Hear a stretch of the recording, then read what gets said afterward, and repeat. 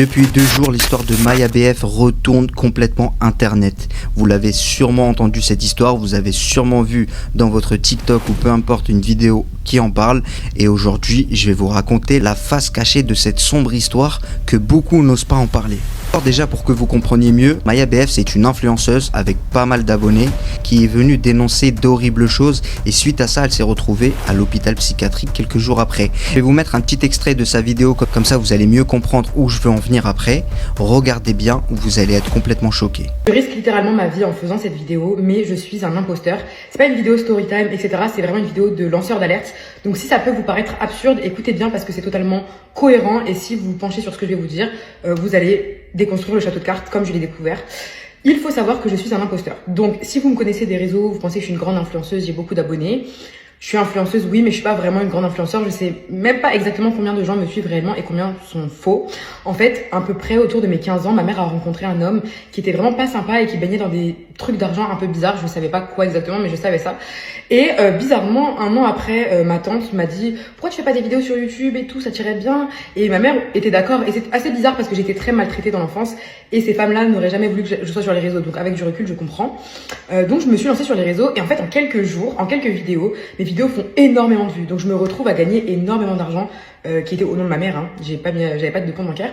Mais je me mets à gagner vraiment énormément d'argent qui tout était au nom de ma mère en tant qu'ado. Donc je continue les vidéos, je kiffe. Je me dis mais waouh, genre les gens me suivent vraiment pour ce que je suis, etc. Bah non, il y avait vraiment des gens qui me suivaient pour ce que j'étais, mais en réalité, tout ça, c'était une couverture. Mon beau-père travaillait avec des gens que je ne connais pas, et que je ne connaissais pas, qui m'ont utilisé pour faire de moi une couverture. C'est-à-dire qu'ils pouvaient, je sais pas, blanchir de l'argent avec des faux partenariats, sûrement. Ils pouvaient transmettre une idée, produire, faire de la pub à quelqu'un. En fait, ils se servaient de moi comme un pion. J'ai été un pion, en fait, pendant des années. Mais c'est mon beau-père, à mon avis, qui est originaire de ça, puisque ça coïncide totalement avec la rencontre avec ma mère. Donc, pendant des années, moi, je fais du coup mes vidéos. C'est vrai que j'ai eu une vie un peu chaotique parce que j'étais entourée de gens un peu étranges. Et donc, beaucoup, en fait, étaient dans ce truc-là. Moi, j'étais inconsciente de ça, honnêtement. Mais il y a beaucoup de gens, en fait, qui étaient conscients. Ça concerne vraiment beaucoup de gens dans l'industrie musicale. Donc, le rap et tout ce milieu-là, tout ce qui est nouvelle école. Ça concerne beaucoup de gens de nouvelle école. Ça va concerner le rap en général. Et d'ailleurs, moi, si j'ai découvert tout ça, c'est parce que j'ai eu un crush sur un rappeur que j'ai fréquenté, Saïf. Il y a 1 an et demi, j'ai rencontré un artiste qui était pas du tout connu, vraiment. On n'avait pas encore gonflé ses abonnés comme moi. Et je le rencontre, en fait, et je tombe totalement amoureuse, pas de lui, mais de sa musique. Et en fait, dans sa musique, je reconnais totalement mon enfance, les maltraitances que j'ai vécues, la souffrance. Et je tombe totalement amoureuse du personnage. Mais je l'ai vu 3 fois en 1 an et demi. Et les 3 fois, c'était vraiment... En 1 an et demi, je suis restée accrochée à lui, en fait, en l'ayant vu que 3 fois. C'est le pire. Pas parce que j'étais amoureuse de lui, parce qu'en fait, on restait même pas longtemps ensemble quand on se voyait. C'est vraiment, j'étais amoureuse de son art, je me reconnaissais en lui. Et en fait, à force de le voir, et je l'ai vu que 3 fois, hein, je me disais, mais c'est incohérent. Comment il peut se dire ça dans ses musiques et être comme ça, genre, c'est pas lui qui écrit, c'est bizarre. Pourtant, tout son personnage, c'est autour du fait que ce soit lui qui écrit, etc. C'est pas lui qui écrit. Genre, je l'aimais bien en vrai, mais c'était pas le même, genre, de la musique. Et, en fait, à un moment, on parle ensemble il y a genre 7 mois et je lui dis oh mais moi je vais mourir avant ma mère, pour ma mère je me tue, j'ai été maltraitée quand j'étais enfant, j'ai été entraînée à défendre ma mère tous les jours contre mon père, adolescente à gagner de l'argent et mettre à son nom, moi j'étais un soldat pour ma mère. Donc quand je dis à Saïf il y a 7 mois ouais moi je vais mourir avant ma mère etc, lui il me dit non mais c'est trop bizarre et tout de vouloir mourir avant sa mère. Et en fait lui dans ses sons il disait plusieurs fois on protège nos proches avant nos organes vitaux.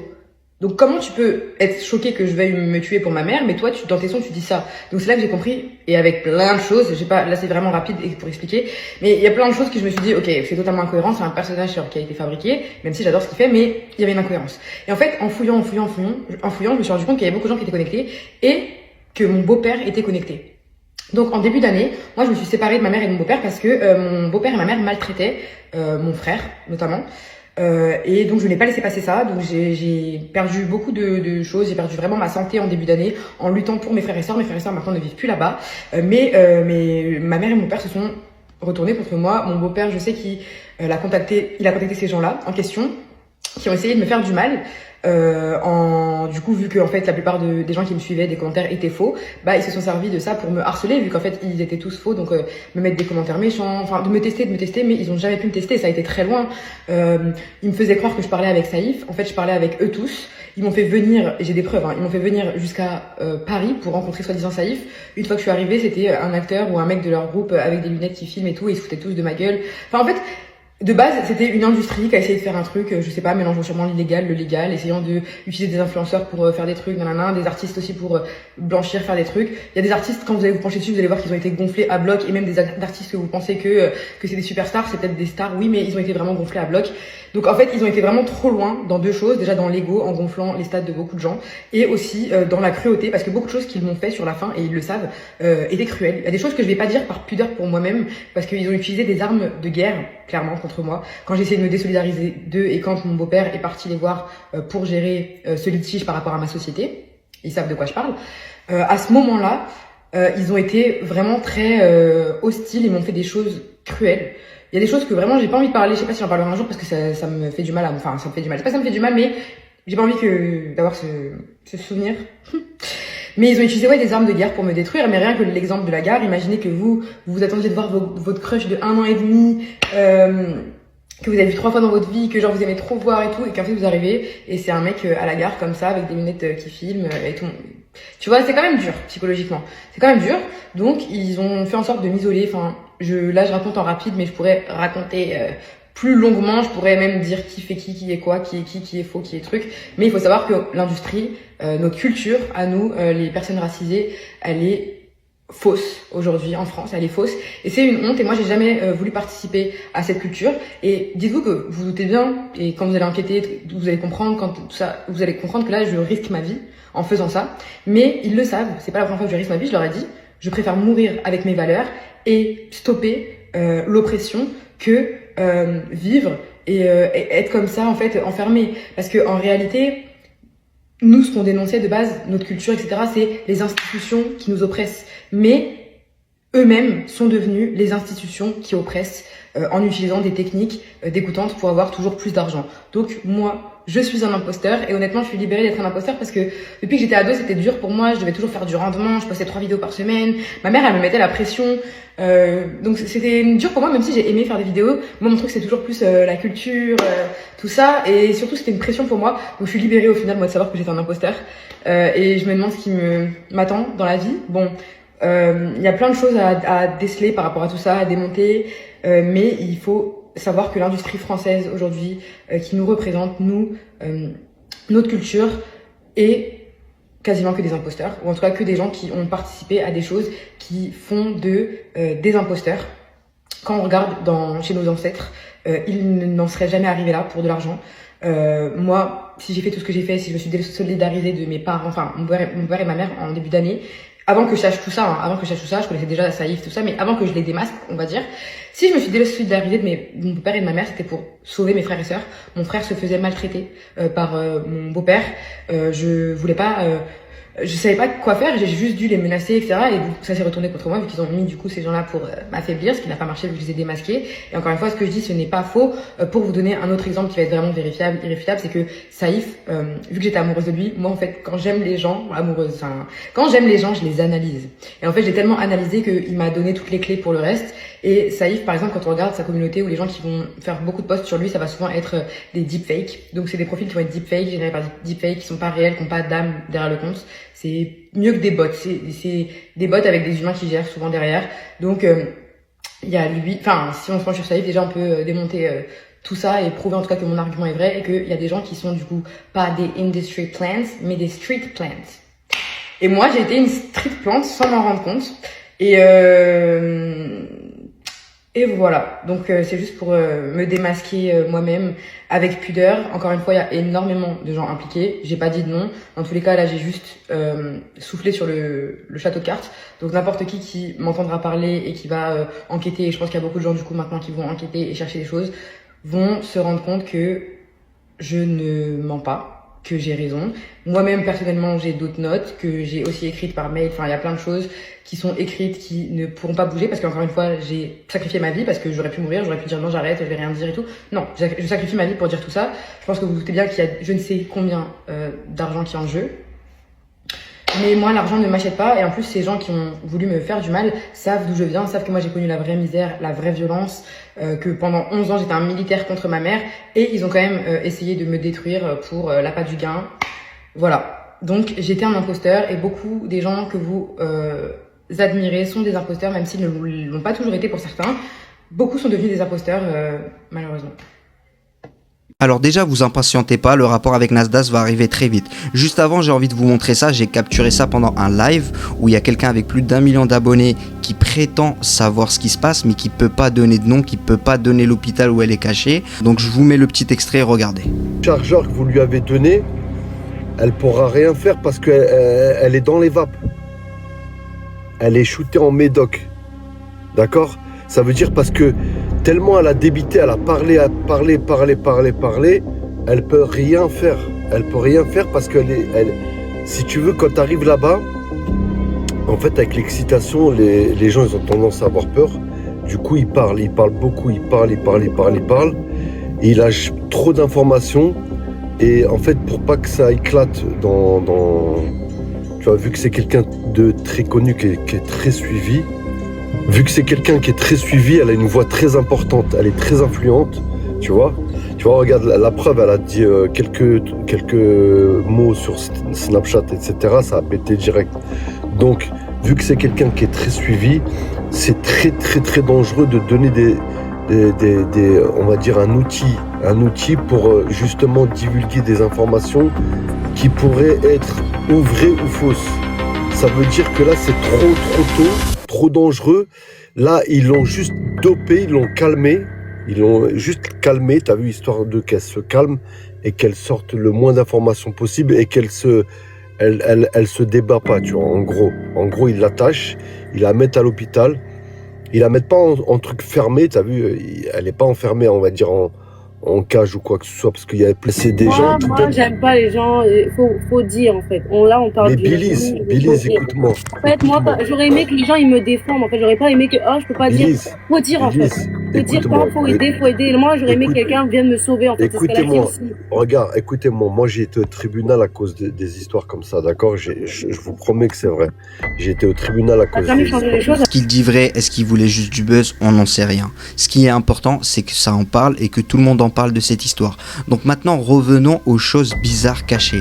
Est-ce que vous avez remarqué que cette histoire a fait le tour de la France, mais à travers des petits influenceurs? Je m'explique. Les grands influenceurs que vous connaissez tous comme Nasdaq, etc., ses potes, les membres de sa team, et même des proches à lui de loin, que ce soit dans l'influence ou dans la vraie vie, n'ont pas du tout parlé de ça. À part celui qui est proche de Nasdaq, qui est Aquababe, regardez, lui qui est tout le temps là, mes chippies, et qui dit la vérité.